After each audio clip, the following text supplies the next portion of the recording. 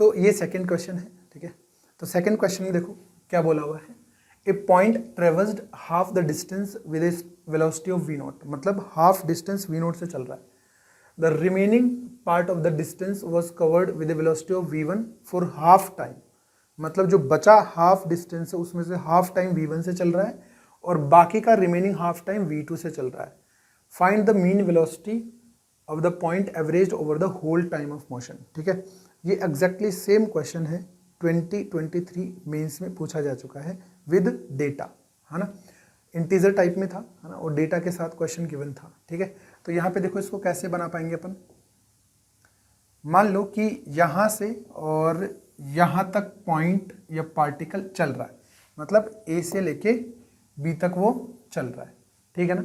अब ए से लेके बी तक आधी डिस्टेंस जो है वो वी नोट से चल पा रहा है, मतलब ये आधी डिस्टेंस हो गई, let's say that is x, और यहाँ से ये चल रहा है वी नोट से, ठीक है।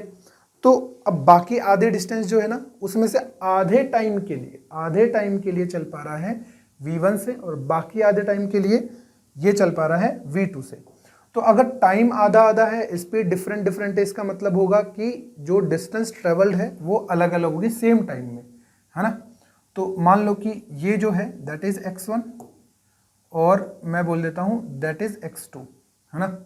और एक बात अपन को पता है कि x1 प्लस x2 जो है वो x के बराबर है, क्यों, क्योंकि आधी डिस्टेंस तो x हो गई ना, बाकी आधी डिस्टेंस x होगी, है ना। आधी डिस्टेंस v नोट से चल रहा है, बाकी आधी डिस्टेंस बची, उसमें आधे टाइम चलेगा v1 से, बाकी आधे टाइम चलेगा v2 से। तो ये डिस्टेंस चल रहा है v1 से और ये डिस्टेंस चल रहा है v2 से। अब अपन को एवरेज वेलोसिटी पूछिए, है ना, या फिर एवरेज स्पीड पूछी है, ठीक है। तो इस केस में अपन को क्या करना है, total distance divide by total time, ये करना है बस केवल। अब टोटल डिस्टेंस तो मेरे को दिख रही है x और x 2x है, टोटल टाइम भी निकाल लेते हैं, इसका टाइम इसका टाइम इसका टाइम, ठीक है ना।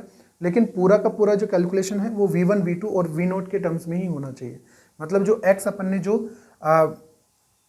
पैरामीटर्स माने हैं, है ना, जो x माना है, x1 माना है, x2 माना है, जो वेरिएबल्स है वो एलिमिनेट हो जाने चाहिए, है ना। तो यहाँ पे मैं बात कर लेता हूँ, पहले t नोट की बात करता हूँ, है ना। तो t नोट कितना हो जाएगा, डिस्टेंस कितनी है x और स्पीड कितनी है v नोट, तो ये तो टाइम हो गया t नोट।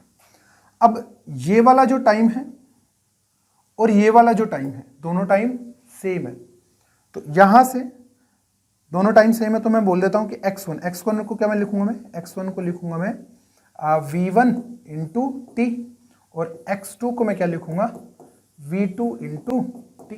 तो टोटल x जो है वो अपने को क्या मिल रहा है, x1 प्लस x2, इसका मतलब ये हुआ v1 plus v2 into T. तो जो दोनों का कॉमन टाइम है ना वो कितना आ गया अपने पास, x divide by v1 plus v2, ये अपने पास टाइम आ गया। अब ये जो टाइम है ना बाकी के आधे डिस्टेंस के लिए, उसमें आधा टाइम और आधा टाइम, ये जो दोनों सेम थे वो आया है ना। तो जो टोटल टाइम होगा ना जर्नी का, जो टोटल टाइम हो गया वो कितना आ गया, देखो टोटल टाइम हो गया, एक तो टी नोट ये हो गया और एक टी ए और एक टी ए, मतलब टी नोट प्लस 2t करूंगा मैं। तो टी नोट तो कितना है, x divide by V naught, और यहाँ पे 2x divide by v1 plus v2, ये हो गया। अब अपन को टोटल चाहिए क्या, स्पीड। तो टोटल डिस्टेंस कितनी हो गई अपने पास, x हो गई, है ना। तो अपने पास ये एवरेज स्पीड, तो टोटल डिस्टेंस हो गई x plus x is 2x, और टोटल टाइम कितना हो गया, x divide by V naught plus 2x divide by v1 plus v2। अब देखो x तो कॉमन निकल के कट गया, है ना। तो यहाँ पे देखो क्या बन जाएगा, ऊपर आएगा अगर मैं एलसीएम ले लेता हूँ तो v1 plus v2 into we naught, और नीचे जो बचेगा that will be v1 plus v2, और ये आ जाएगा और यहाँ पे 2 भी रहेगा प्लस 2 वी नोट, ठीक है। तो that is the average speed, ठीक है ना। तो इस तरीके से अपन इसको कर पाएंगे, ठीक।